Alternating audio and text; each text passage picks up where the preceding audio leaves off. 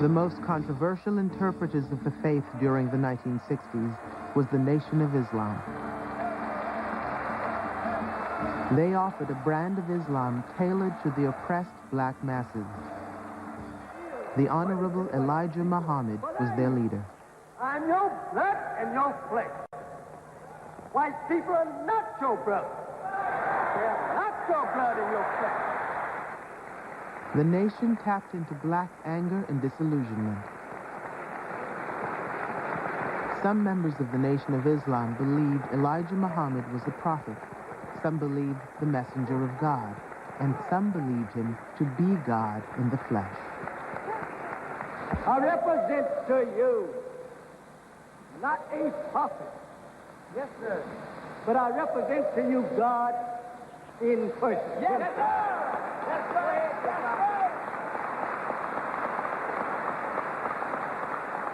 They believed not in black equality, but black superiority. The Nation of Islam seemed to be the spiritual expression of the Black Power movement. They had millions of dollars of real estate. They had their own bank. They had the newspaper, Muhammad Speaks, with the largest circulation of any black newspaper in America. Farmlands, you know, many, many millions of dollars of assets. The Nation of Islam had emerged from the black working-class neighborhoods of Detroit during the 1930s. Its founder, W.D. Farad, a pale-skinned man, invented a theology in which whites were the devils and blacks the creators of the universe. He talked about white people as the inverse of black people, who he presented as kind of divine group of people. And the white people, according to W.D. Farad, were involved in devilish kinds of behavior in terms of racism and economic inequities, which they had perpetrated on the black community. Salam alaikum. In the name of Allah, the most merciful, to whom all holy praises is due. Elijah Muhammad used traditional greetings, but he did not teach from Islam's holy book, the Quran. Instead, he used the Bible. The Bible was used specifically because we, as black people, had never seen the Holy Quran. We'd never heard of it. We were really in the Bible. So his thorough knowledge of the Bible was tremendous. There's much good in the Bible, though it was referred to as a poison book by the Honorable Elijah Muhammad. But penicillin, too, is poison. But it will help you if it's administered by a good doctor.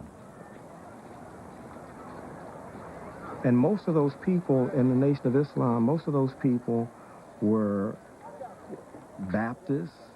They would come up in the Baptist church, and they were God-fearing people. They were people with good, strong moral base, but they couldn't reconcile those Christian teachings with what they experienced in their daily lives. I didn't dislike Mr. Farad. I loved him. I didn't dislike my father. I loved my father. I loved him and love him more now. I didn't dislike the Nation of Islam. I didn't dislike their disciplines, their spirit, their brotherhood. I loved it. Wallace Muhammad, the seventh child of Elijah Muhammad, was the prophesied heir to his father's nation within a nation. In public, Elijah Muhammad stood first. Most people then saw national spokesman Malcolm X. Wallace Muhammad was groomed for leadership in the background. I don't think any child was raised from infancy by his parent to believe that his father was so high up in the world of mankind that he was speaking directly with God or got his message directly from God. I don't think any child would want to see that destroyed or want to get away from that. You're very special when your father's that special.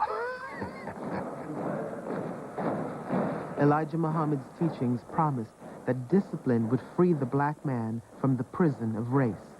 The nation trained an elite corps of men to protect itself and ensure internal structure.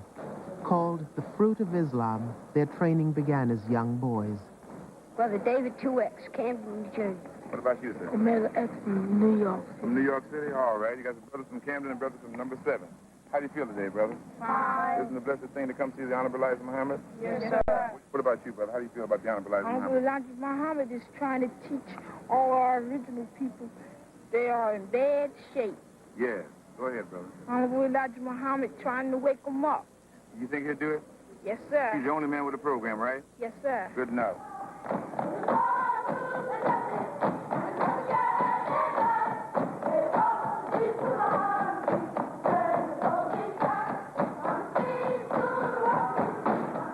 One of my jobs was to organize the junior fruit.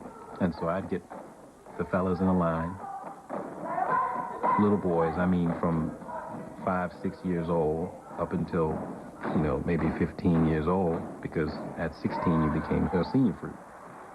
And we'd march down the road and start peeling off into people's homes.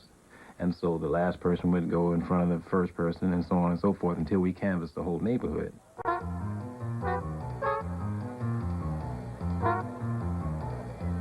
Nation members preached their brand of Islam anywhere black people gathered, even churches. They called it fishing for the dead.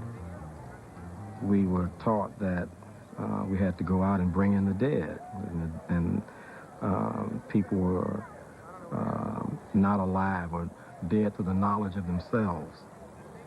And we would say to them that those basic teachings we had at that time, the white man is the devil, and he's the cause of all your problems, and he loves it when he sees you drinking this alcohol and taking this dope, and we've got a life-giving message for you that you need to hear, and come with us and transform or change your life.